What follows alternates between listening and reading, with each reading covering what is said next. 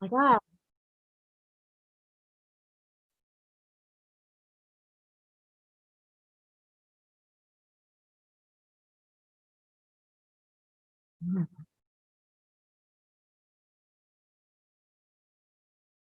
Oh, it's so great to be here. I love being in your company, so thank you. And I just realized my mic was muted. But I heard you. I'm just gonna let me just start all over again, guys, because the audience will not have heard me. And so let's just take two from the top.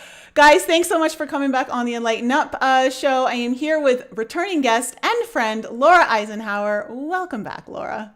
Thanks for having me, Nicole. It's so good to be here. It's so good to have you here. And I am so excited because we've got a lot of great information to bring everyone today. And it's going to be a really action packed cosmic show. Guys, okay, you got me on. All right, good. And the audience, guys, I'm going to let you know we will be taking questions later on. So you know the deal. If you have a question, just type the word question in cap locks in the chat, and I will get to it and ask Laura your question. So, Laura, you and I were talking last week that you and I have both been noticing some very interesting things with the energies. You talked about having a lot of synchronicities, like really wild synchronicities coming up. Do you want to just kind of talk about, let the audience know what you've been experiencing lately that seems to be a really big boost? Yeah, synchronicities. Just friends that it's like I feel like I've known them forever and they come into my life and it's like one conversation. It's almost I feel this way with you as well. It's like, and I'm sure others can relate. You know, you have one conversation and next thing you know, it's like you're super tight. It's just like it's not uncomfortable. It doesn't feel foreign. It doesn't feel, like you have to put a lot of effort into, creating an understanding. I mean, there's a part of me that's very resistant to even getting to know people because I'm so used to that these synchronicities have been amazing. Like Joel Christopher, oh, man, what is his last name? He's a Joel Christopher. I'm sorry, I got to look it up. He was an artist or still is an artist for Disney. Oh, Payne, Payne. That's kind of an example. So when we look at like Disney, we all know that there's a hugely dark component to it, and it's not a whole lot of us are a stranger to the concepts of child trafficking and sex trafficking. And he wasn't like involved in any of that because he's contracted and he was able to work from home. But man, he dropped some serious downloads, and that was a really interesting synchronicity because I did an event with him maybe years ago, and he just came across my radar, and I was like, boom, let's have a conversation. 4 hours later, we had a 4 hour conversation. I'm like, oh, so I didn't even expect to bring him up tonight, but that kind of stuff. Interesting things, as far as like in my own personal world with certain products. I'm going to be doing a live stream tomorrow with Touchstone Essentials about a product that literally rids the bloodstream of heavy metals, helps to reverse vaccination damage and all the things that we're dealing with.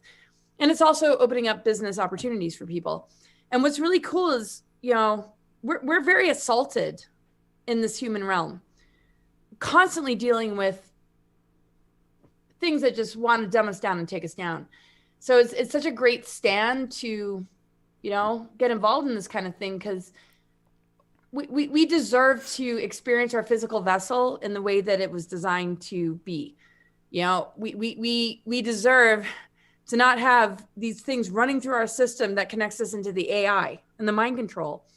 And what's crazy is so many friendships and partnerships are breaking up in these times because it's like, oh, what? You support Trump or you support Biden or Black Lives Matter or this or that. It's like literally almost becomes this breakup point where, we've almost lost the point.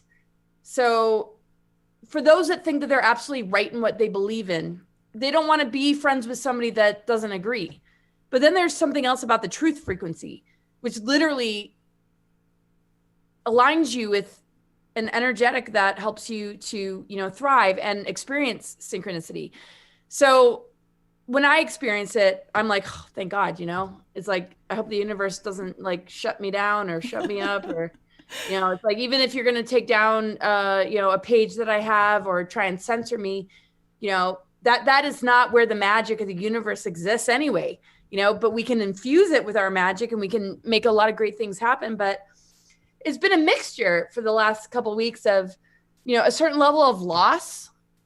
But then I realized, the more they try and stop truth, the louder it gets, because it doesn't rely on belief systems. It doesn't rely on an interested crowd that's just going to support it. It stands on its own. So we can either align with it or lose it.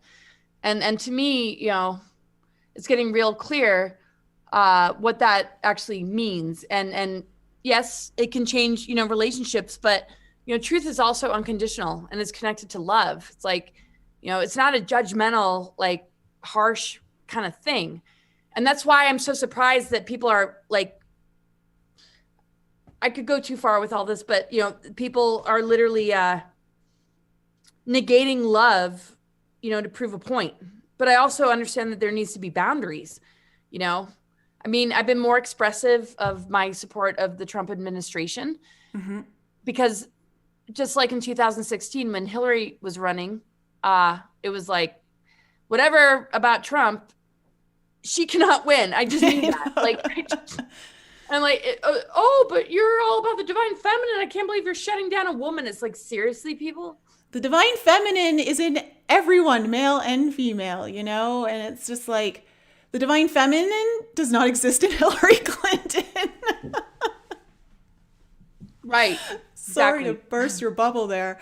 But, it's interesting that you say that, this idea of, truth coming through, and also being that alignment of truth also brings through a lot of synchronicity right now. And I find more than ever, because you talked about there being a lot of loss, but as well, like all these beautiful things coming together in alignment. And I've been noticing the very same thing. There, for me, obviously, there's been a lot of loss, and I mean, I literally lost a friend to COVID-19, unfortunately, a few weeks ago. But like what I understand right now, because there's such an attack on our own sovereignty, that right now more than ever, you have to stand up for what you believe in a way that exercises your own sovereign rights and knows that your boundaries are very clear. And that comes down to it comes down to also the emotional level and the energetic level, spiritual level and mental level, physical level, all levels. And so if you feel like you're having to sacrifice some of your own boundaries, then I feel like you're falling out of alignment with where the energy is really pulling us right now. And you're going to have a little bit of a harder time. It doesn't mean you're getting left behind or anything, but you're probably going to experience less synchronicity and a little bit more difficulty, because I've had to make some very difficult decisions over the last few weeks that, I think back to like my old self who didn't have good boundaries. I would have not maybe made these decisions back then, and I would have had to learn the lesson a little bit more of a hard way. But right now, because if we're willing to stand in our own truth and make the more difficult decisions, and perhaps even make them with more clarity and more like with swiftness, I just keep seeing that sword, the Ace of Swords, Archangel Michael's sword, just like cutting through the BS and creating a whole new reality for yourself. And that's what's really happening right now. Yeah, very true.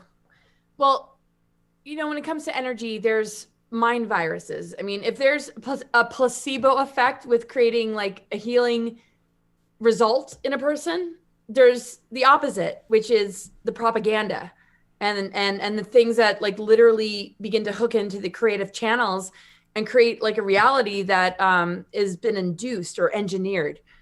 And that's been in the works for, a really long time. And, this virus does exist, but yeah. And, there might be a reason why somebody doesn't make it because of some other, health issues, but, it's not to undermine the fact that it doesn't exist. It's just, is this crisis going to help us to get closer to ourselves, closer to Mother Earth, or further away? And I just feel like the fear part of it is what knocks us out of the flow of synchronicity and divine flow. And when the fear like overtakes a person and it's And like literally people are making decisions out of that fear or shaming and blaming and this and that because of this reason or that reason. That is a huge loss, and it comes down to that person to be able to break that relationship. It's like going to a gathering and noticing that somebody that you really love and respect is with an abusive narcissistic partner, whether it's a man, whether it's a woman, doesn't matter. And you can see that, but you can't really do anything. And they're so convinced or led to believe that they're so much less than they actually are, that this person is literally, becoming a host for this parasitic program. And they get that. That's Project Mockingbird and all these different things that took place over the course of a long period of time. They were studying this in order to be able to create the most ultimate psychological operations where they could literally create consent, where we would end up consenting on some level because of our belief systems. It's like, but at the same time, it doesn't negate, the real stories where somebody's taken down. Does it mean they're mind controlled if they died? No, not necessarily. But when we look at all the reasons that anybody passes away, it's like, do we give that much attention to a stroke, a heart attack? Exactly. Mm-hmm. We're born to die, but at the same time, we're here to lift the veil between life and death, Mm-hmm. Yeah. And these challenges are helping us to figure that out. But when we're locked in the birth canal, literally to the point where we're in a cocoon and they build a prison wall around the cocoon, when it's time to emerge as a butterfly, it's like, oh, why can't I come out? Why can't I get out? We got to check ourselves, because we're dealing with a completely different energy than what the system and our government show. I do feel good about the Trump administration, so I have nothing negative to say about that, but it's so beyond politics. It's the television, it's the media, it's the indoctrination that we've been exposed to, from the minute we got birthed by our mom. I know. It's the separation factor, it's like on steroids right now. Just separate.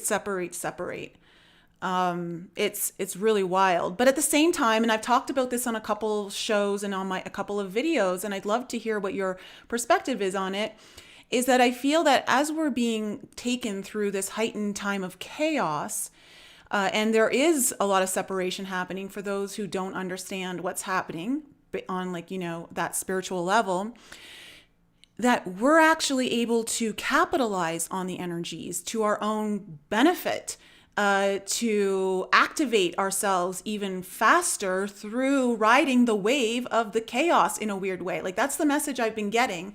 And I've got a few channeled messages that I received last night in meditation. I was kind of like, okay, I wanted to go in. I knew we were doing this show, and I knew what you and I had talked about earlier, and I kind of wanted to see what guidance I was getting or messages, which I'll kind of go into, and maybe you and I can elaborate on some of them. But before I do, how do you feel about, kind of capitalizing on the chaotic energies in a way where I feel like it's we're talking about alchemy, like you alchemize the energies to transform them and make them of benefit? Well, the capitalizing, it's taking advantage of a growth period. So if somebody's experienced trauma, if we bring it down to an individual, because the micro macro connection is so huge.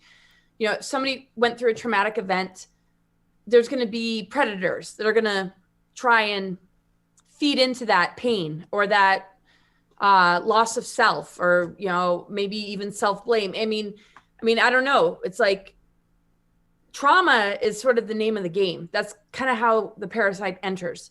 If you're traumatized and you don't even realize, how traumatized you are, it's a breeding ground for the archonic system. And because it starts so young with the indoctrination and the targeting of our food, our air, our water, everything, it creates this terrain for these other energies to enter.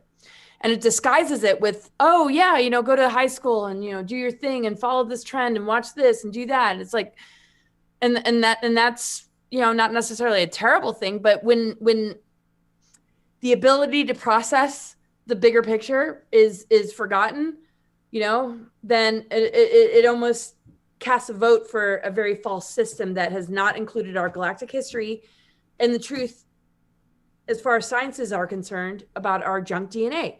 So we're literally being taught to negate ourselves, and it takes so much to overcome that because of how it impacts our self-esteem growing up. It's like, you know, oh, if I go outside of the box, I'm, you know, my friends are criticizing me, and like, you know, and even to this day, I mean, I think a lot of people can relate. You know, once you start to enter into this other zone, the people that used to be there aren't necessarily going to be there anymore. So we're rebuilding our sense of self-worth. And a lot of it has to do with understanding the importance of sovereignty. You know, you don't need anybody to validate you. We've been taught that that's what we require, you know, to get that reward, to get that degree, to get that approval.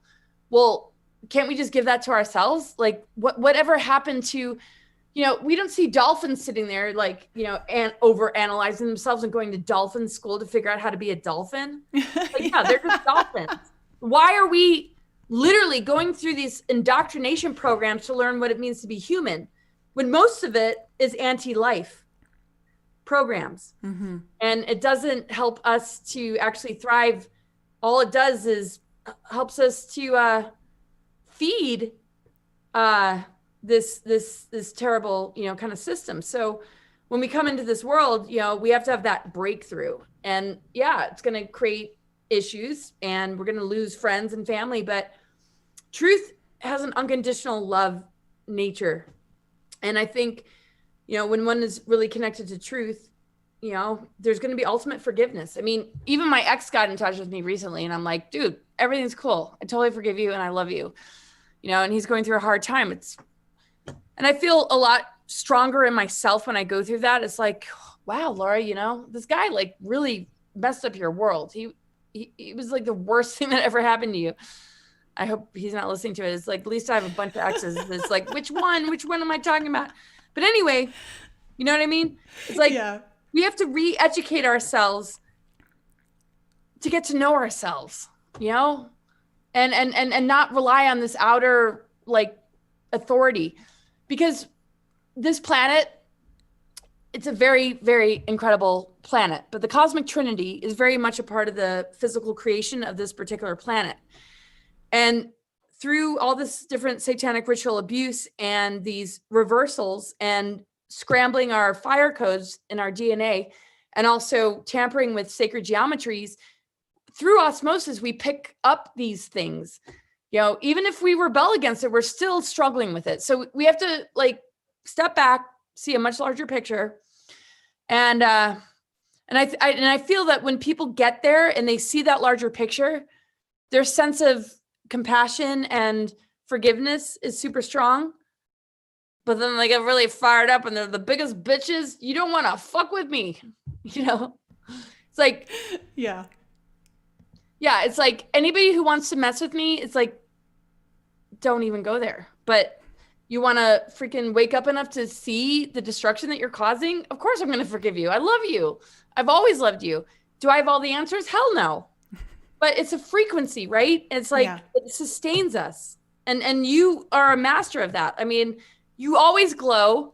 You've been doing this for a long time and you get the alchemy part. So that's why I'm so thrilled to be here with you, because you get that, you know? It's like, it's like the ego doesn't need to die, but it needs to surrender to these greater aspects of ourselves.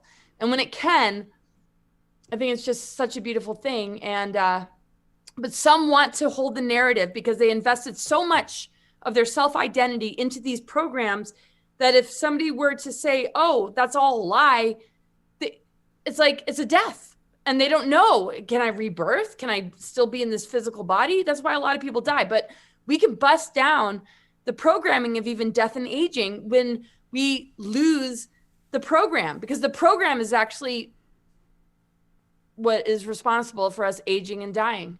And because our higher spiritual awareness knows a programming cannot continue.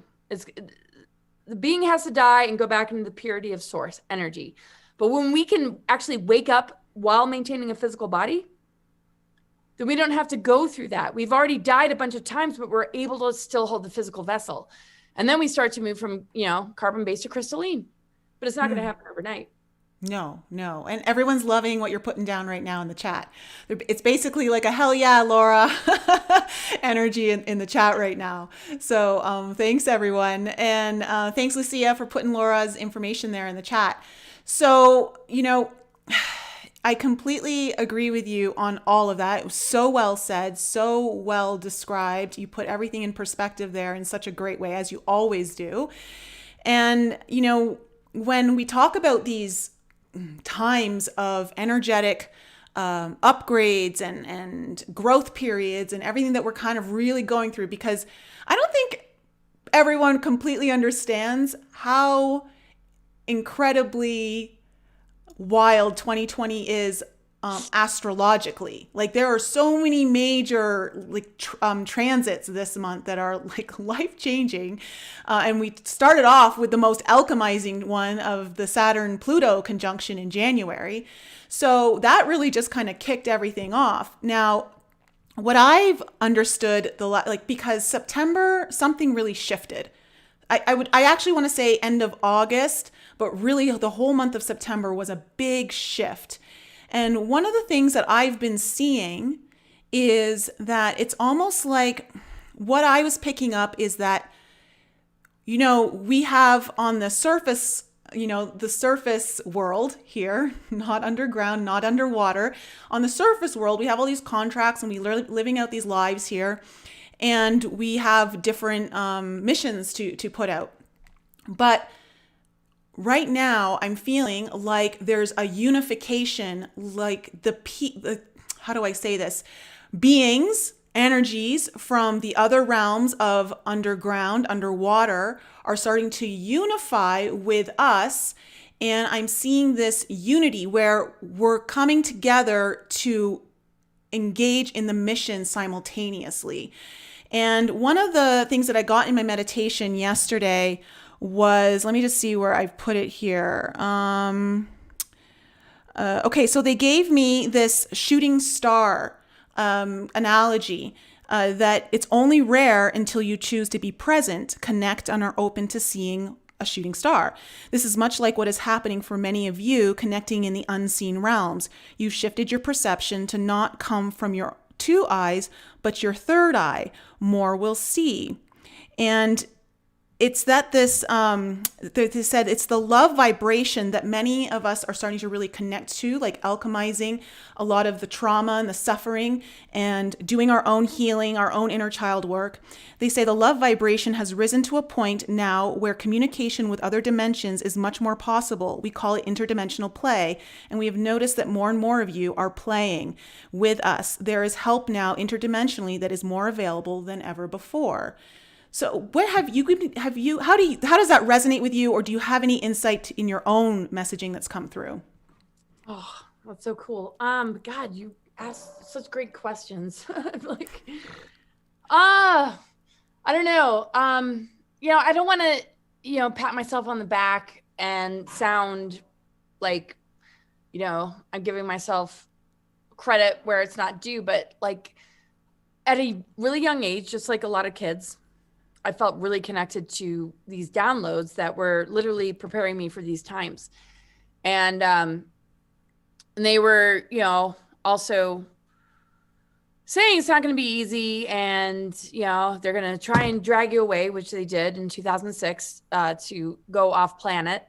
And I'm not saying that those are the bad guys, and I almost feel bad. It's like nobody's trying to make you the bad guys, but I had to disclose this story back in 2010 on a public level, because everything fell into place and said, this is what you need to expose to people, is that they are using the earth energies and things on a larger picture level to create, this artificial timeline that they are convinced of. It's like, we need to exit the planet because of cataclysms. And then I was like, what about HARP and Gwen Towers and chemtrails?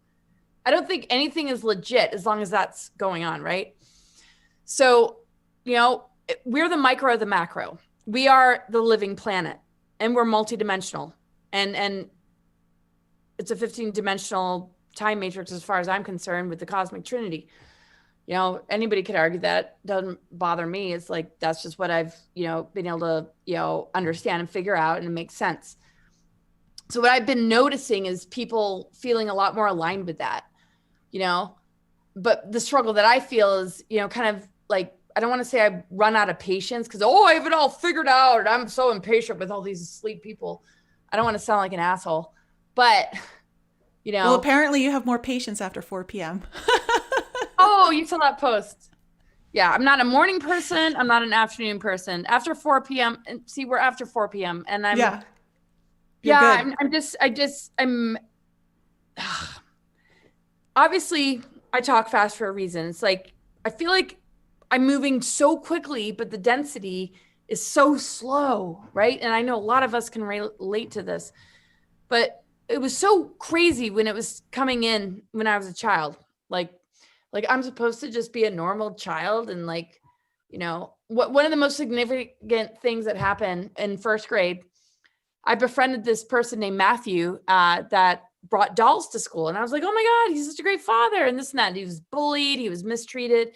And we kind of like formed this little like first grade marriage, and we were taking care of these like babies that were dolls. And one day he took off his hat and had a scar or the stitches going across his head. He goes, I have a brain tumor. And I was like, what? I was like, I couldn't even like process what I was seeing. And he ended up dying. He didn't come to school. And I was so upset because he had been so mistreated. And I freaking loved him. And then he was like my spirit guide for a while. And he was like, yeah, I don't want to get all emotional, but I guess what I'm seeing is I don't want to lose the momentum of what I know I'm here to do. And at times I feel like, I don't have all the answers, but there's something, okay, I guess the biggest deal is what my work has been about is the Mother Earth energy, the consciousness of this planet, the story, the true story behind how we ended up here and the way that we're here with all this wildlife, all the herbs, all this medicine. And then we have this like weird government, that, I think Trump's, a good leader for these times. So anyway, sorry everybody if you don't like that. But to me, the real leader is the consciousness of this planet, right? And that I will always stand for. And I see people more and more understanding like, okay, you're a micro version of this macro thing, and it's not about, necessarily president, but we definitely don't want Biden. So excuse me. No, it's like, so I find myself very often like reaching out to, the Kennedys and the Trumps, and nobody's writing me back. And I'm like, dude, I'm an Eisenhower. Like, does that mean anything necessarily? No. But I'm like, man, nobody wants to listen to me as far as they're concerned. And that's fine. I get it. It's like, I miss messages all the time. But what I can safely say is there's a bridging happening to help us to recognize that it's actually our Mother Earth, this planetary consciousness and this planet that is helping us to ascend.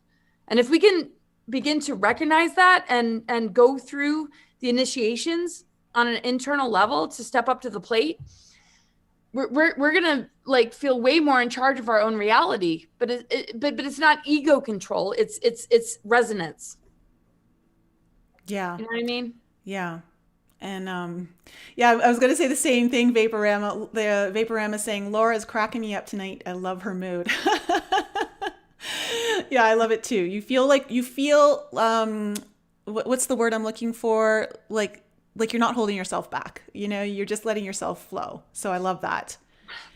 I'm pretty good at that. I'm very transparent. It's like, I don't have my shit together. But I don't think any of us do at this point. We're all kind of blindly trying to figure it all out. Just throw a bunch of spaghetti at the wall and see what sticks. Okay, so this is the other thing that I've gotten with the uprising. Because I do feel like the energies are very much amping up. And I mean, this has been a theme. This isn't something new for 2020, but it just feels like it's really continuing to amp up. And so one of the other messages that I got, the uprising, the unseen realms are unifying with the seen realms. The unity consciousness is breaking through the time-space barrier more and more, moment to moment. Use this to your advantage if you wish. It is available. The gates are open for those ready to cross the threshold. Are you ready? We think you are. Come now, be still. In the stillness you are found, remembered for who you truly are. Don't be shy in your activations and newly discovered gifts. This is great power that lies within that is very much needed during this time. This is some theme that I'm seeing because I'm noticing, I have my Alchemy group and I see a bunch of you guys in the live chat right now. And one of the things that we work on is helping people not just activate their gifts, but become comfortable with their gifts. What would you say to people who definitely are seeing these activations or feeling these activations, experiencing these activations, but aren't comfortable using them? Well, starseeds and advanced souls have always been targeted by society. That is a huge part of the pharmaceutical industry. Oh, you have ADD. Oh, you're dyslexic. Oh, you're coming up with these great ideas and you're not sitting still in class. Oh my God. Yeah. I was that person. Right. And, so I know, I can't even believe, I've been able to do presentations all around the world. It's like, seriously, I'm so used to being like mistreated, like, oh, you're stupid. And, just shut up, And this is not an attack or a complaint about my, family, but Eisenhower was always very close to me. And same with certain family members that were like, no, I see something really special in you. I'm like, oh my gosh, I see something really special in everybody. And, literally insecurity for most people is a feeling of lack. And being an astrologer, what I've noticed is that feeling of lack is actually, they just don't feel welcome. They're not given permission. And they're like the most advanced and genius souls. And they're just like, oh, I can't bring it in because I'll be punished or I'll be mistreated or I'll lose, this person or that person. And basically there's a certain conditioning that a lot of people are breaking through that make it very uncomfortable to be spiritually advanced. And so those gifts and abilities actually turn on that person and it becomes toxic. There's so many clients that I've been working with where I'm literally like turning around this internalization of like, self-hatred, guilt, shame, my abilities and my gifts have always been a problem and I have to do it this way. And they're, it's like, you're not going to get a degree. Like, okay, for example, when you go to the guidance counselor, are they like, oh, wow, you make a really great shaman or, energy healer? No, it's like, you're either this, or that, that's a huge portion of the population that has literally fallen into this weird, like, persona and they've become the lost souls. But at the same time, it's like the minute you say, I don't think so. And I have to say, what saved me is being in the wilderness for a super long time. I'm like, I always failed in school. I was like the shittiest student. But why am I like thriving as a wilderness expedition leader? It's like, I felt like, am I trying to prove something? Is that why I'm doing well? No, maybe, but so what? We put ourselves through those kind of things. But do I want to take a bunch of kids out into the wilderness? No, I was like, no. I don't want the responsibility. I'm already a mother of twins. Well, that came later. I guess what I'm trying to say is there's a lot of insecurity with starseeds, and some of the most advanced souls have the lowest self-esteem, and my heart goes out to them. And part of why I do what I do is to help them to emerge. But that's the way the school system is. If you're not going to sit still, if you're not going to listen, if you don't get an A+ on this test, or, oh no, you're not in the advanced program, now you're going to be on the short bus. It's like, I'm sorry, some of the greatest geniuses you're putting on the short bus. Even if there are physical issues, there's not enough addressing of the true soul behind it and their reasoning behind coming into that experience. We're in a personality matrix. That's why we call it 3D. But when it comes down to it, 3D only represents our lower chakras: survival, emotional reaction, and how we relate to our own sense of power or disempowerment. There's not a whole lot of encouragement to go anywhere else, but in our biological vessel, we're drawn to create love relationships. We're drawn to, support things that our heart is connected to, but that's where the astral parasites come in. We have to go beyond like the 7 chakra system, but it's not taught in school. So if you're going to go there, you're going to be like literally shamed and insulted. So what's crazy about my life path is I'm going to do it anyway. And I never expected to get love and support for it. Yeah. Well, and I'll never, ever like acclimate into it. I'm always that like lower Laura where I'm like, oh my God, like people actually listen to me. Like I'm still like this insecure and troubled person. I wish I could, I'm trying to heal. We all are. We all have those insecurities, regardless of what anyone's perception is of anyone. We've all got them. Just some of us hide them and some of us put them out for show, And, you said something there that's really important, I think. You talked about how this is a personality matrix that we're in. And the one thing that I love is that the personality means you get to create your personal reality. So in this matrix, we do have that opportunity, and that's where alchemy comes in, and self-alchemy, and knowing that you get to transform your reality to benefit and support you in all of your higher aspects that get dumbed down or rejected in this current existence, like what we're dealing with right now in 3D.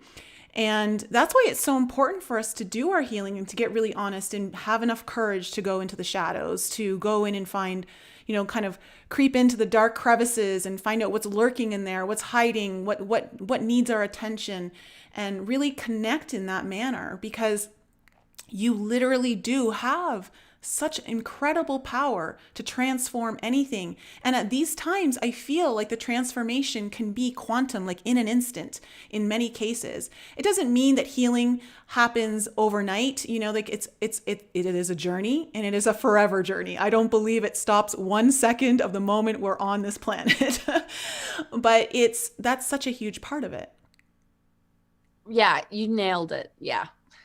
Well, I mean, when we start to lose the priority, we get distracted. Distraction is like the worst thing. It comes through the media, it comes through the news, and it like hooks in, and it like literally infiltrates a person's creative channels where they're literally fighting something that they're helping to create, that they're literally, in this feedback loop that isn't really getting them anywhere. And, so, yeah, I mean, I know how it feels to have zero self-worth, but at the same time, it's like I have some sort of self-worth that will not allow anybody to ever harm me again. And I'm glad that I've gone through what I've gone through, because, even though I might not be able to be like, oh, Laura, you're just such an awesome fuck. I figured out something, though, that has closed off the ability for predators to, get to me. So, knock on wood, tomorrow I'll probably be like, oh my God, Nicole, I just got attacked by a predator. But I'm trying to say, like, no, I don't feel like a victim. I mean, I feel like it's all been this great training because I see the larger picture. And yes, okay, you can't escape seeing the larger picture if you're born into a presidential family, because it's like, all right, Eisenhower is obviously like a household name and he was president, but it's like, okay, well, I came into this family to sort out what he and that administration couldn't expose, and no other family members doing that. Like, what? Yeah, you're carrying the torch. And they're not mad at me, but I think they're like, our lives were threatened and so yeah, my life has been threatened. No big deal. My life is threatened walking down the street. I refuse to fear death. Well, I'm not saying that they fear death and that's why they weren't willing to have a voice, but in Eisenhower's administration, my mom and my aunts and uncles, there's 4 of them, they knew that there was something to figure out. It had to take the next generation. But I'm like, it's such a worse death to live a lie or to keep my mouth shut. I mean, I told you before we went on camera, like sometimes I'm like, I'm not suicidal, but I'm like, dude, I am done. I'm fucking done. I just don't want to do this anymore. And my heart breaks and I cry and I freaking cry. And I'm like, aren't you done crying? And then, no, like keep going. And guess what keeps me going? Beautiful people like you. Boom. Oh, And then I'm I like, know. It's the connections that we make in this community where like I see like just when you're in your low, you can look and there's someone who's inspiring you and like almost like energetically like putting their hand out and saying, I've got you. Because it's so true. This journey is extremely difficult. It's challenging. And at times it does get to that point where you feel like you just can't go on. I know I've been there as well. And you just I'm like want there to completely. a lot. Yeah, well, we got to keep you out of there then, Laura. Oh, no, it's all good. No, but like I go there, but I don't take it seriously. I'm like, oh no, it's just a side effect. Yeah. I would never like, there's so many times. I'm sorry, everybody. I'm going outside if you don't mind. No, go. All right. There's so many times where I was just like, oh my God, there's my two children. Oh my God, they're such strapping. They're over 6'4". Oh my goodness. Yeah. Anyway, yeah. All right. I know we're on a call here. I need to get my shit together. And it's like the light coming through the window, just that alone. It's like, it's more almost a joke I play on myself. It's like, oh, you're done. You're done. It's like, ha, like, no, you're going through this process and you're going to come out the other end and everything's going to be okay. But when I'm in it, it's very real. And I acknowledge it. And I work with clients all the time that, you know, it's way worse. But it's almost like I get empathic overload. And like I've been, and I said this in a show I did recently, and this is real quick, everybody. When I was a kid, I would put all the stuffed animals on the bed. If I put one of them on the bed and the rest of them were left out, I was like, this is bullshit. No, we're going to have every freaking stuffed animal on the bed. And I slept on the floor. My mom would come in. She would see this bed with all these stuffed animals. And I was like, you know, curled up with a freaking blanket. I don't know, like an army blanket on the floor. And I've always been the same person. Like, I don't really feel like I ever woke up or changed, but I've learned to love myself more or appreciate myself more. Because my worst issue is self-destruction. It's like, I'm not going to go out and go to war, but I've had to learn how to, you know, take good care of myself and, you know, not do myself in. You know, I'm a recovering addict of, I don't know, like, I think alcohol has been my worst. You know what I mean? It's like, yeah. Well, I think we've all had moments. I mean, I've been very transparent on my channel too, that I was, you know, my 20s and I want to say my first half of my 30s, I lived a very debaucherous lifestyle. I mean, I was a club kid. I was a bartender. You know, just drinking and partying all the time. And then I moved to the islands and I thought I was getting away from it all. And after about a year of pretty much staying virtually sober, I just fell back into all the partying and it was just one big party fest, you know, until I was about 35. And that's when I started to really go through another deep phase of awakening and realizing this is so destructive. Like, why am I hating on myself so much that I'm doing this to myself? And, whether it was through alcohol or sex with just random people, you know, just totally disrespecting myself, totally taking away all of the sacredness of who I am. And, you know, but sometimes we have to go to those places in order to see how dark it is and then be able to know what the opposite effect of light is. Yeah. I mean, I feel like my own self-judgment was the greatest teacher. And it wasn't really coming from society or necessarily even my parents. I'm like, if this was a really good thing for me, I don't think I would be judging it, but I literally felt it in my soul. I'm like, this is terrible. Like literally, like you don't even remember how you got here or in a certain place. I'd wake up and like I was a blackout drinker for a long time. It's like, I have no idea like how the hell I ended up with this fucking, I can't believe I've never shared this publicly. Hello, everybody. Laura. Nicole brings out authentic. Yeah. Well, But you yeah, know, no, to make you terrible. feel any better, I had the same things. I'd black out after a certain point, and I'm like, why am I doing this to myself? And that actually scares me. That actually scared me, is when I would get to those points. So sometimes you need those catalysts to totally go there. And I know that there's, you know what? I don't know anyone who hasn't been on this, who is on this journey, hasn't gone to that kind of darkness in some form or fashion, whether it's, you know, alcohol or drugs or something else that they use to abuse their body. You know, like some people cut themselves. Like there's so many different things that we do to traumatize ourselves or to totally put us into a different place. And, you know, we just have to really kind of stay very, like you said, non-judgmental of the journey, and understand that we've gone there in order to learn certain lessons and see how dark it gets, so that we can then bring in the opposite effect of light. You know, That's the alchemy right there. You just nailed it. Yeah. So let's talk about this very auspicious transit coming up in about, 6 weeks or so. And that is the Jupiter-Saturn conjunction on December 21st. To me, it feels very auspicious. For one, this conjunction makes it the brightest star. When Jupiter and Saturn come together, it makes it the brightest star in the sky since like the Star of Bethlehem. And it hasn't come this, you know, Saturn and Pluto, they make this conjunction every 20 years or so, but they haven't come this close.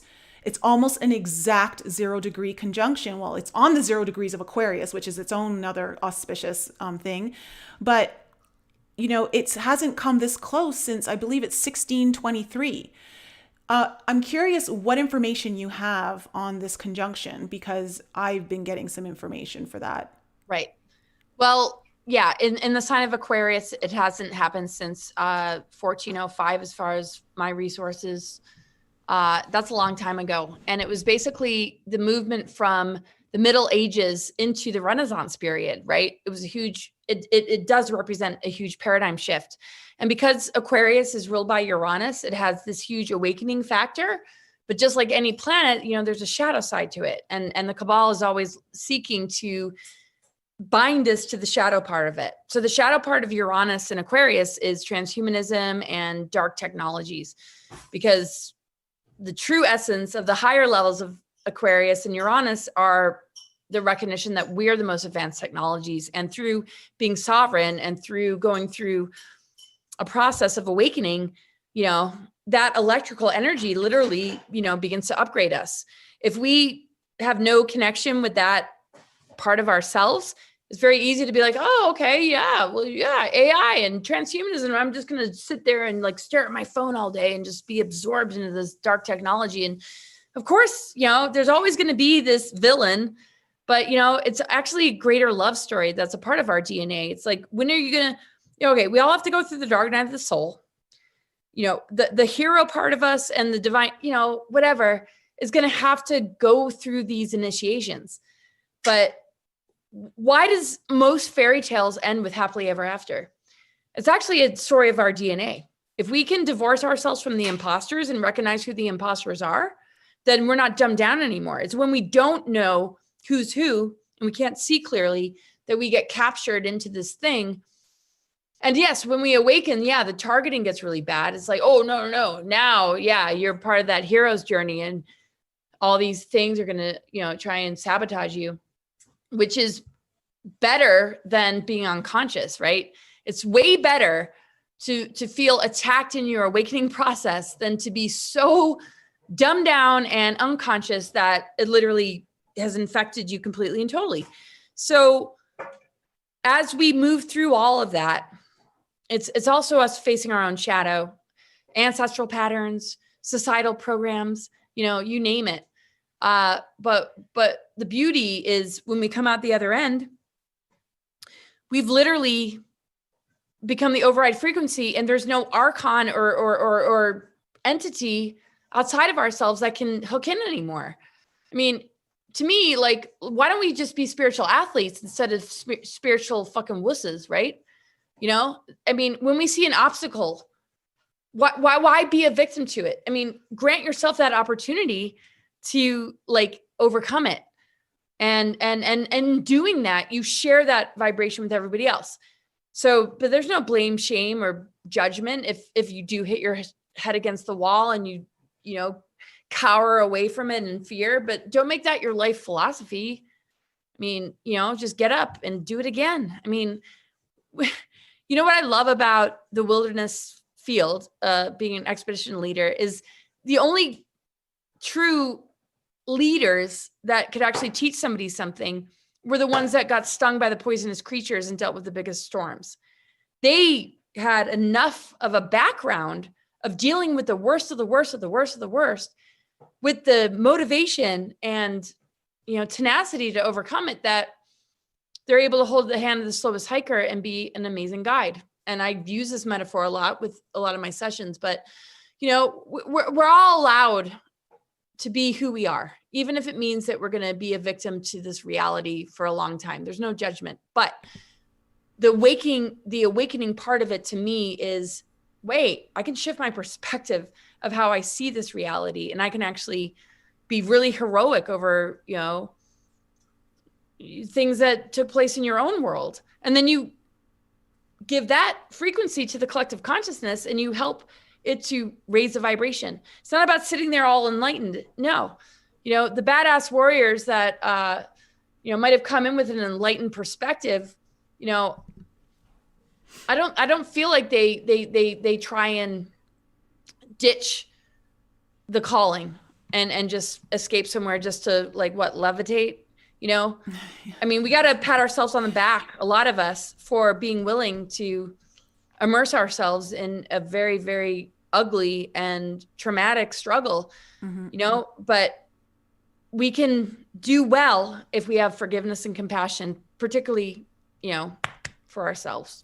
Yeah, and I think it's important to remember that we've been preparing lifetimes for this one, and that we've gone through so many trials and tribulations in order to have all of the wisdom and the courage to execute the mission that we've chosen for this one, which is a pretty big one. You know, this one, it stacks up there on some of the bigger ones that we're doing. And I think, you know, with this whole idea of this conjunction, the messages that I got for it, because it's interesting, it's happening on the 0 degrees of Aquarius. And it's nice that we now have Jupiter out of Capricorn on that date. And Saturn, you know, is the teacher. It brings in a lot of lessons for more wisdom, and Jupiter amplifying all of that in an air sign. So now all of the Saturn conjunctions, Saturn-Pluto conjunctions, will be happening in air signs, because we just did 200 years of earth signs. Now they're going to be 200 years of air signs. And what I received was that on this 12-21 portal, which is the winter solstice, so it carries a lot of energy already.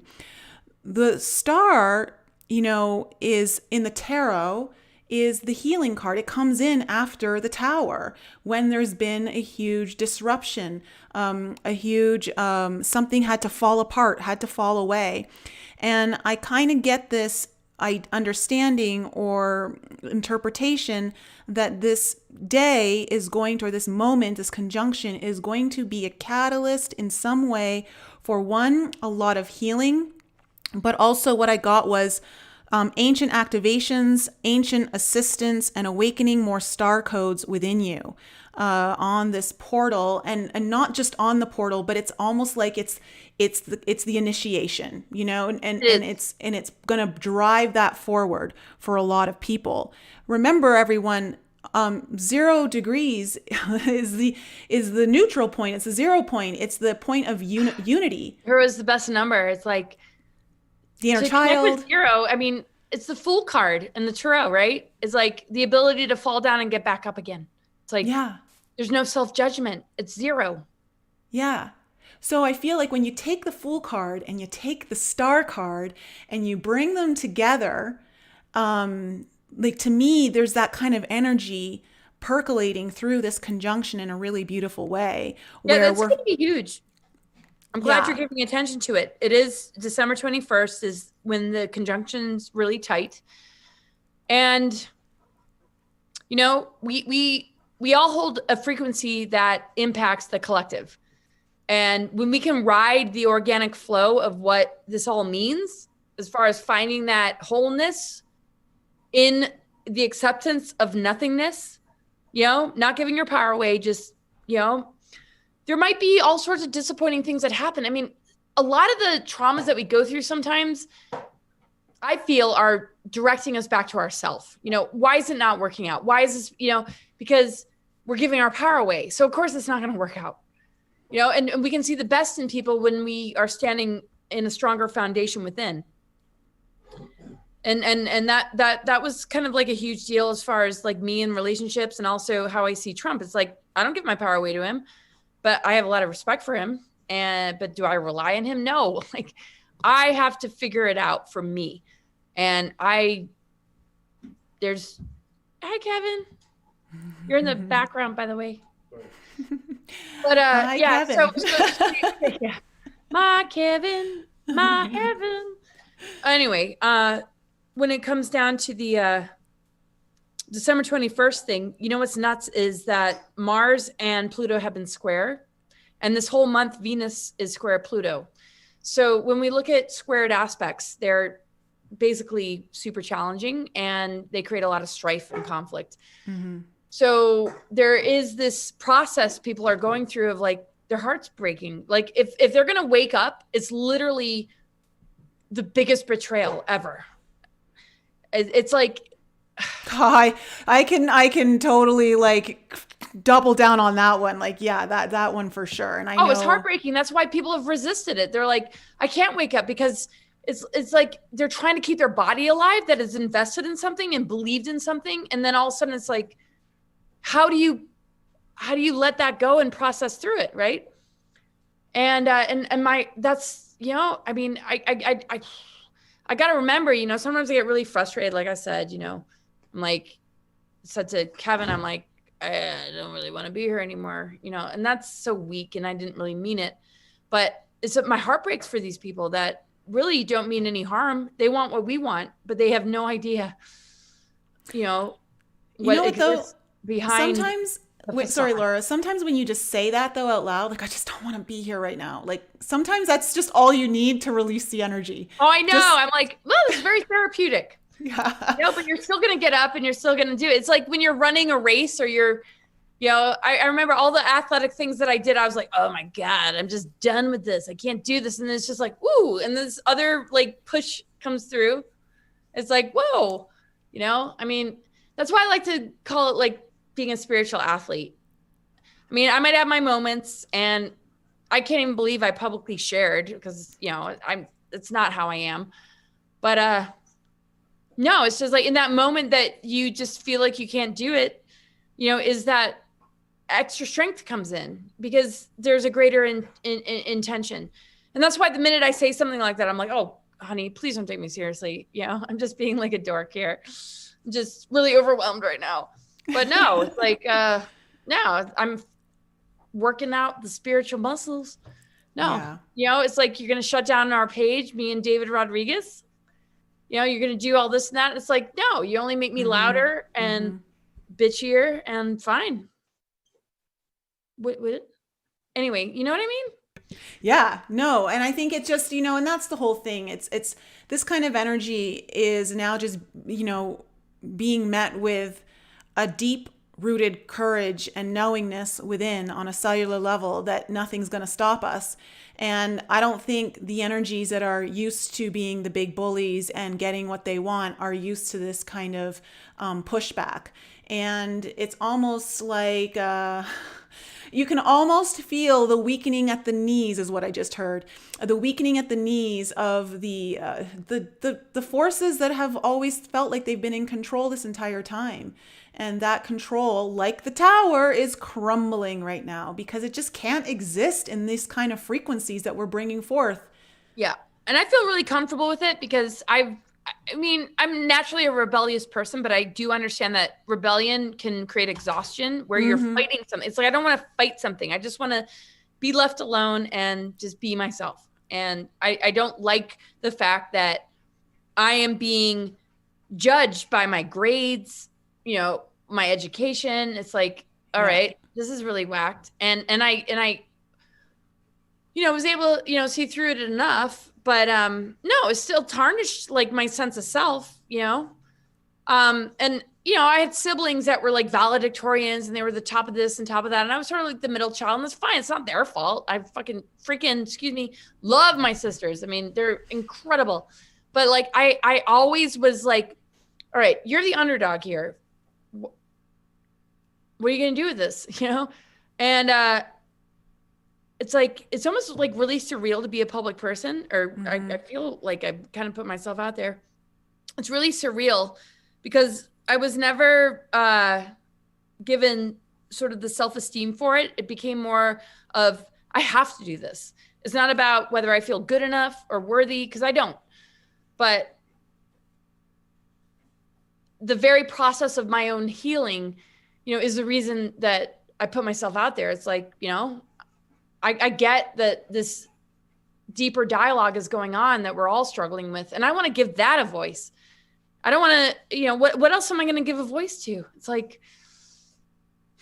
but it's still catch-22. It's like, no, but I don't want to be in that feedback loop. But no, it's like, it really scared me to turn down the Mars thing, because I was like, oh my God, it's like Eisenhower had to make huge decisions that still haunt him. And I get messages all, oh, your great grandfather did this, and I'm like, fuck, do you guys have any idea like that a little decision that we're making is going to impact thousands of lives? Like, and I feel what we both share in a commonality is we always had humanity's best interests, and even our own, because that's where, we are all one. And we might have, just made a few mistakes here and there. It's very hard to feel like I'm carrying the burden of those mistakes, because my family members don't want to talk about this kind of stuff, but at the same time, they're doing amazing things. But no, you know what? I can't stand is spiritual guilt, and I fall into that. Yeah. So, but I think my heart intention can maybe cure it, Yeah, absolutely. I mean, the guilt is something that we're all trying to heal. It's a very, guilt is a pretty low frequency that we all get caught up in, and especially around loss. And that's something that we go through as we awaken, because we're losing the part of us that we thought was who we are, and we are realizing that it's not who we are. And then we're also realizing that the connection we thought with our family members isn't as the same now, in a sense of like deep understanding or feeling understood. Like there's almost like there's this difference there. And so there's a lot of, there's guilt, like am I leaving someone behind, or am I doing this for the greater good, or am I going to screw up, or all of these different things. I think we all go through, and I think people in the chat are just letting you know, we love you, Laura, you're so brave. That's like all they're just saying thank you. Really sweet. And and like everything you're saying, it's like I relate to. Doesn't mean that every waking moment I can hold that. I mean, it's almost like my penance. Instead of like sitting there doing the rosary, I process through like, it's like I have a life review all the time. It's like, I remember being on a plane and I didn't care. It's like, if it crashes, fine. Like I'm not afraid of death. I want to be a stunt man. I was like flying off like these cliffs and doing all these crazy. And then I just hit this place where I'm like, oh my God. Oh, wow. Now I feel fear. And I was processing through that. I'm like, wow, it's like literally stopping me in my tracks. Where did that come from? But I'm like, no, it's your teacher, like why would we want to shame any part of ourselves? But, I don't want to like make such great friends with spiritual guilt to the point where it's like, hey, I'm here because you're my BFF. It's like, no, I'm done with it. But that's the funny part that you're saying. It's like, thank you everybody for being really supportive, but I don't want to, make a statement to myself where I'm like, oh yeah, no, I totally benefit from it. No, I do to a certain degree, but I'm done. Yeah. I lost the father of my kids. I raised twins by myself, and their father, I couldn't save him. It's like,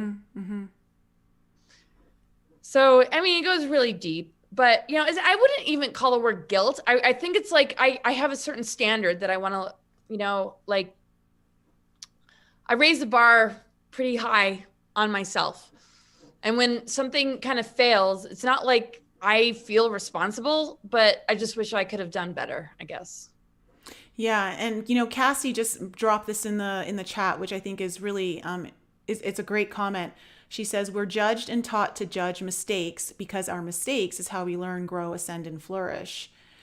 So we're constantly taught to judge them so that we don't see them as gifts in a way, gifts of teachers and ability to transcend and alchemize where we're at. So good comment there, Cassie. Really appreciate Yeah, that. no, I mean, that's right on. It's like, I love that part of me because it literally makes me a better person. Does it mean it's fear? Does it mean I'm really guilty? No. But the fact that I'm processing through it is helping me to be the person that I want to be in this world. I mean, if it wasn't for all these really crazy, like dark situations, I don't know if I'd be the person I am today.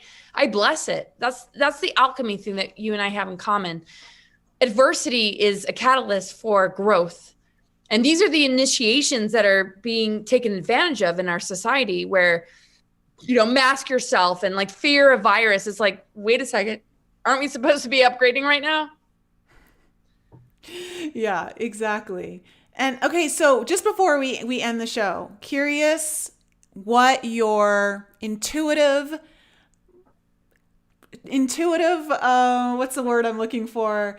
Not perception, but forecast. Yes, intuitive forecast for the effects of the Saturn Jupiter conjunction on how we're all handling the C19 and also the awakening of humanity. Well, I mean, the planets do not define us, and we do not define the planets. There's always going to be multiple like levels of frequency that we connect into. So it's not going to necessarily play out the same for everybody, but the most dominant energy that I'm feeling, especially December 21st with Jupiter Saturn conjunction, which is much more concentrated on the Jupiter part instead of the Pluto part, which we experienced earlier this year, with the Mars square Pluto, and also these aspects to Eros, which is an asteroid connected to Cupid and our passions. So people are going to get really fired up, but if that passion is misguided, they might gravitate towards the false solutions. But we're seeing that collapse so hugely right now. That I don't know. I feel really good about this administration because it's kind of like, it's like literally like a firewall or a block to this new world order rollout. And I'm not saying, oh, you're not going to be able to wake up if you don't support Trump. That's ridiculous. No, I don't. That's not what I'm saying. But, once a person gets enough of a clue about what we're really dealing with, they might see him in a better light. But it's really about us and the initiations we're going through. So Jupiter always expands everything it touches.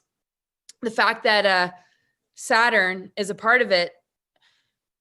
If we weren't in like a mind control, like weird world where literally everything can be inverted and twisted, the first initial reaction is, oh, this is pivotal to our awakening. It's literally Saturn that's enlightened. Saturn has to do with belief systems that are based in authority and how we've been conditioned. So when the Aquarius energy comes in, it begins, and actually in ancient astrology, Saturn and Uranus were the ruler of Aquarius. Saturn was the ruler of Aquarius. Saturn became a dark planet. Saturn turned into this tyrannical control freak. But the true vibration of Saturn is the law of structure and cosmic and natural law are one with each other. So I feel like this is a huge revelation for a lot of people where they're going to really like feel like, oh my God, it's like Saturn's not bad. It's the law of structure. But that structure is based in outer authority. So if that outer authority is abusive, then we're going to, feel the dark side of Saturn And we're seeing it already in this world. So this is a huge opportunity for us to see like, wow, you know, we don't even have to perceive it through, you know, planets, but it's a huge opportunity for us to say the law of structure, which is my physical skeleton, my teeth, because that's what Saturn rules as far as medical astrology, is able to be the container for your authentic self. So if we're not able to process that and realize that that's what's coming in, because this is an ascension window period, that's when people start to buy into transhumanism and AI. They basically don't recognize you're literally enlightening your own structure, you know, and overcoming, you know, the fear, you know, and a lot of people's fear is, oh, I won't be rewarded. I will be rejected by this outer authority, because it's been playing a very dark parental role. And that dark parental role has been a terrible, you know, person to be raised by. And so a lot of people, the reason they fear death is because they don't know how to let go of that. Because it's like we got adopted by the system. We are all born with like this theft and disconnect with the cosmic trinity, the true divine blueprint of, you know, the divine masculine and feminine, and its ability to constantly, you know, create life. You know, we've been given these, you know, and that's why it's like, who cares? You know, Trump doesn't have to be perfect. He's not one of them. That's, come on, people. And fine. It's like, it's not even about that. But yeah, December 21st, there's going to be and still to this day, Mars square Saturn, Pluto square Mars is creating so much tension in a person's solar plexus that they're either going to get further enslaved by that anxiety, or they're going to allow that anxiety to bring in the downloads and the awakening that these times are all about. And yeah, by December 21st, you know, people should feel very solid in a very, very positive, you know, timeline. But you have to recognize that it's not going to be handed to you. It's an inner initiation. You have to, it doesn't mean you have to go through the jargon of the soul. I mean, you know, there's no way to define it for somebody, but you have to understand, or we have to understand, that these greater energies are helping us to rise to the occasion, where, you know, it might start with a little bit of anger because that Mars square Pluto, but where's that anger taking you? Into your sovereignty, into your authenticity. Yeah. You know, where you refuse to be told how to be and what to do, you know, and when there's enough of an uprising of people that are willing to do that, it's not rebellion. That's why this period is called the Great Awakening. Yeah, and I think that that's great, because I think you know, anger is sometimes misunderstood in that sometimes it's a great catalyst and energizer to finally do what you've been dragging your heels or sitting on your laurels that you should have been doing a long time ago, but you just needed a little bit of courage, and you just needed a little bit of, like, you know, maybe you need a permission slip from everyone around you who's also doing the same thing. But at the end of the day, I think that we can use that kind of energy to catapult us and to energize us into, like you said, some sort of initiation of awakening that I think is definitely coming in. And it's going to be kicking off. What I love is that this Jupiter-Saturn conjunction is kicking off Saturn's rule into Aquarius, you know, which is of higher learning and bringing in the authority of the higher self versus the authority of the things outside of you. And so either way, no matter what people are perceiving, they're going to start connecting with that on some level. And if they're not, then they're going to be going through some more suffering and trauma, which is the path of choice of that soul, and that's fine. We all, you know, to be quite honest, my deepest sufferings have produced my greatest wisdoms and potential. It's awakened that for me. So we can't pretend to protect people from their own suffering and pain, because it's often the catalyst needed for awakening and for someone to finally open their eyes. Yeah, you just nailed it right there. Exactly, right? Yeah. No, it's a huge part of it. But when it becomes like a way of life where you literally subscribe to it to the point where, you know, it's either going to trigger a huge awakening and an acceptance, or it's going to shut you down even more, because you're going to look for that outer savior or that pharmaceutical or that thing to, you know, take away the pain, when literally you're allowing yourself to be asleep. because you don't want to experience the pain, and the pain is a teacher. It doesn't mean that you need to suffer with pain, but it's got messages and it needs to be listened to. It's a messenger. And when we, want to negate it and go on stuff that takes us away from it, I mean, it's like, gosh, do we build muscle with grace and ease? No, not all the time. If you want to summit Everest, you might have like shin splints and have sore muscles. It's the pain that we don't feel we signed up for that feels like an invasion. That's understandable, and so we're dealing with, a lot of exposure of abuses. But, at the same time, we have to understand as humans, I don't know. I don't want to just be like, no pain, no gain, or you got to have pain to have gain. But, the pain can dissolve really quick and become a jewel of wisdom, when you're willing to listen. Yeah. We're not subject to having to be, tortured and suffering. It literally, if we can take that energy that's trying to do that and open our minds up to the multidimensional parts of ourselves, we literally intimidate it. And, we break down the barriers. So there's this weird, like, fallen star, like there's this red thing in the sky right now that I've just noticed. But you know what I mean? It's like, it's okay to feel like a victim, but at the same time, it opens up a door for us to be in our greatest strength. It does. We have to embrace like those times where we feel real weak and realize that our unconditional love towards our weaknesses is what is making us badass warriors. Yeah, sure is. And pain is an activator, whether we like it or not. It's an activator. So embrace it. One of the things I really learned through being super inflexible in my, throughout my entire life, and then trying yoga and realize, oh, wow, I keep wanting to resist this pain. I keep not wanting to like go into it. This stretch is too painful for me. And then I realized, what if I just embrace it? What if I just allow myself to feel it and not judge it and not make it like this bad thing? And then all of a sudden I moved through it like so easily. And all of a sudden I became more flexible, like in a breath. And so, we can do that with our pain. Essentially, we literally can alchemize it through the embracing and accepting and honoring of what's trying to come to the surface. I mean, it's trying to come to the surface, so let it come to the surface and then release it. Right. It's like the pain of like busting through a cocoon, or the pain of like going through the birth canal. It's like, no, but it'll be a lot less painful if you could just trust a little bit. But then at the same time, it's like, people feel very resentful because they've lost trust, and it's multi-generational. It's like, wow, you really couldn't count on this, to the point where we actually have self-doubt in these great initiations.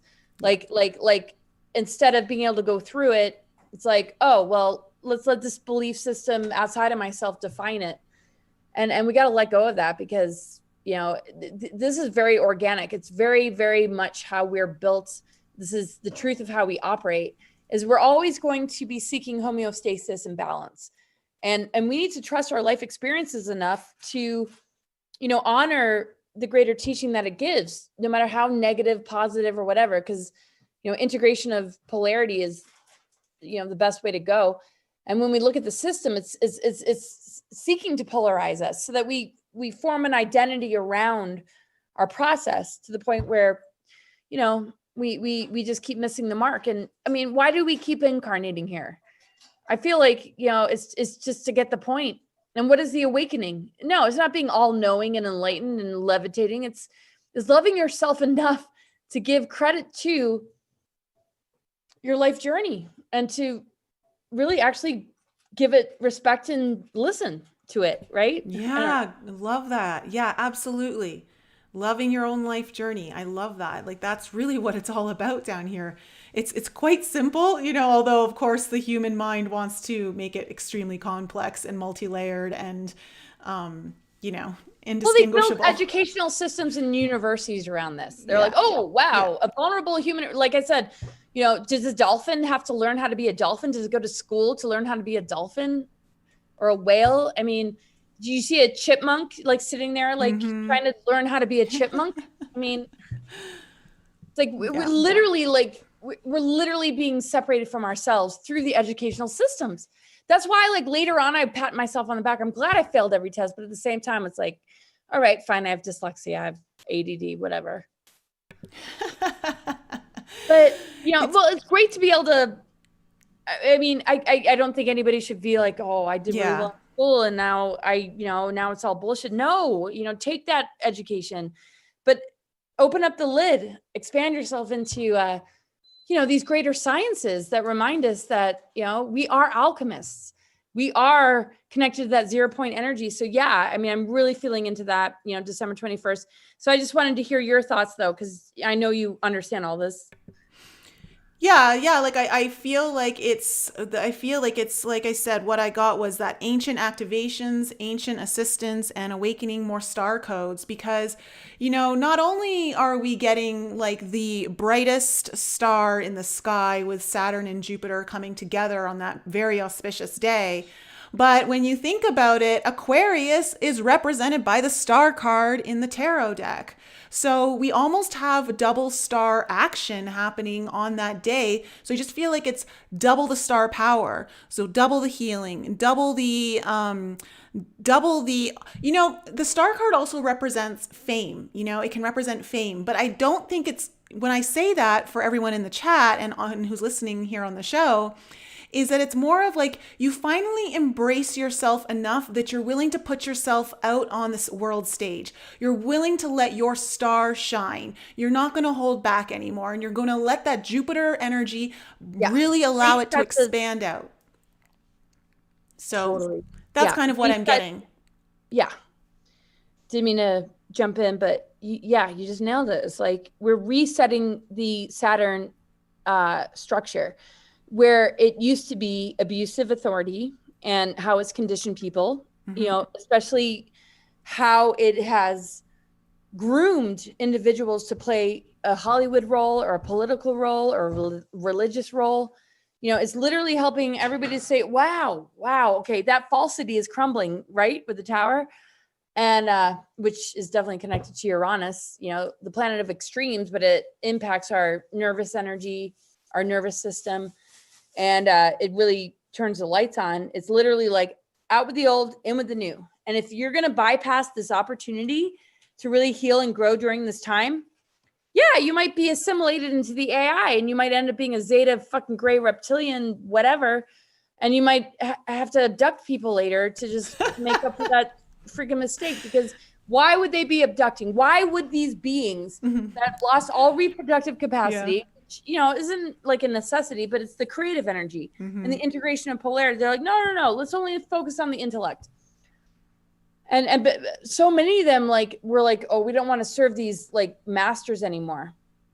We don't realize on a human level that our own inability to be comfortable with the whole concept of extraterrestrials is because it's way too triggering to people's like shadow work. It's like, oh yeah, because you could become a gray alien and turn into an EBE, all right? Because if you could continue to watch TV and believe in the system and fear disease and fear a virus, you're literally digressing, and what does that look like? We've already seen it. Yeah. That's what these aliens are doing. But no, not the more benevolent ones, but, and it's fine. It's like, there's nothing but unconditional love. So Eisenhower was caught in that trap of, oh, you got to help us save the dying race. People don't, understand that these agendas, existed long before him. But yeah, I know we've been on the phone for a while and I don't want to over stress anybody out. It's like, I don't think you're stressing anyone out here. I think that we've got incredible times. And like we said, I think 2020 has just been one badass tower year. And interestingly enough, a lot of the readings lately, like in my own readings that I've been doing on my channel, and for like my clients, it just seems like right now we're going through a massive tower like period. It just seems the tower is the theme of everyone's life, like major upheaval, things falling apart, something's coming in to completely destroy an old structure. But, like you were saying, that Uranus energy that we're about to go into when Saturn moves into Aquarius and Jupiter moves into Aquarius is as much as it is the planet of change, sudden change, and rebellion. It's also the planet of liberation. Right. And Exactly. we have an opportunity here to really take on the lessons that Saturn's bringing forth for our liberation and expand upon them through Jupiter. So I just want to say thank you so much, Laura, for giving me your time and hanging out with me tonight, and everyone in the chat. It's always a pleasure to have you here on the show. Oh, thank you so much.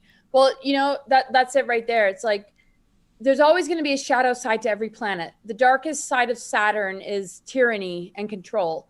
The highest vibration of Uranus is liberation, but the shadow side of Uranus is potentially like looking to external sources to be the technological upgrade when we are the greatest technology, and we need to upgrade our DNA and not forget who we are and what we're truly made of.